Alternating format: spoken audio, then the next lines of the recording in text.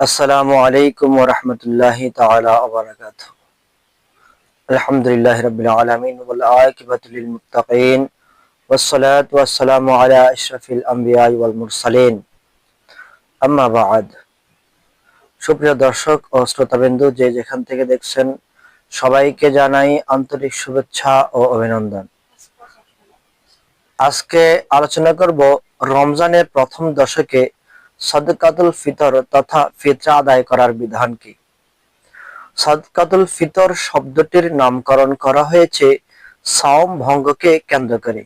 সাওম ভঙ্গ বা শেষ করার কারণেই উক্ত সদকা প্রদান করা আবশ্যক। সুতরাং উক্ত নির্দিষ্ট কারণের সাথেই সংশ্লিষ্ট রাখতে হবে, অগ্রিম করা চলবে না। এই কারণে ফিতরা বের করার সর্বোত্তম সময় হচ্ছে ঈদের দিন, ঈদের নামাজের পূর্বে।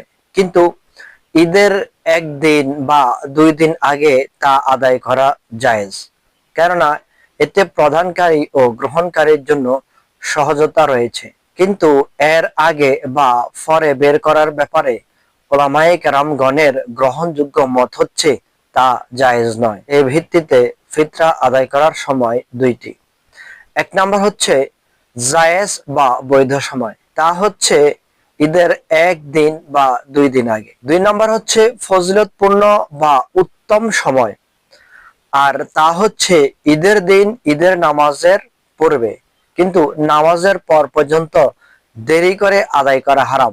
দেরি করে আদায় করলে ফিতরা হিসেবে কবুল হবে না।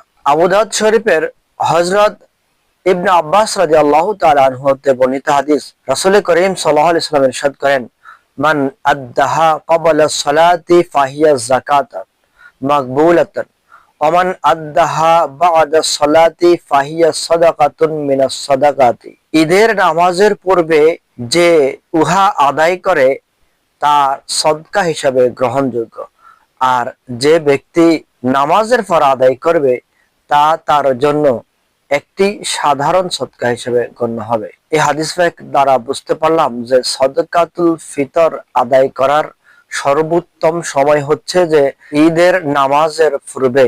নামাজের পর যদি তা আদায় করে তাহলে তার ফজিলতটা কিছুটা কমে যায়, তবে তা সদকা হিসাবে গ্রহণযোগ্য হবে।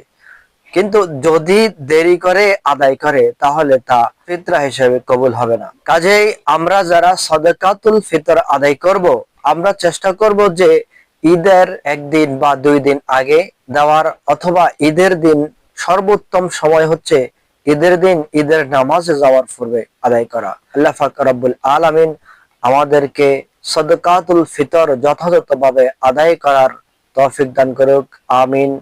ওয়া আখিরান আলহামদুলিল্লাহি রাব্বিল আলামিন। আসসালামু আলাইকুম ওয়া রাহমাতুল্লাহ।